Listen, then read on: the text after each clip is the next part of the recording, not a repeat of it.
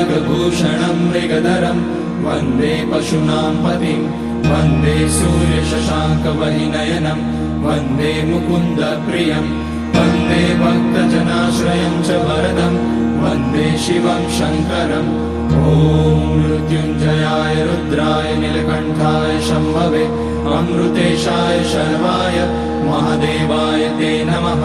नमस्तेऽस्तु भगवन् विश्वेश्वराय महादेवाय त्र्यम्बकाय त्रिपुरान्तकाय त्रिकाग्निकालाय कालाग्निरुद्राय नीलकण्ठाय मृत्युञ्जयाय सर्वेश्वराय सदाशिवाय श्रीमान् महादेवाय नमः।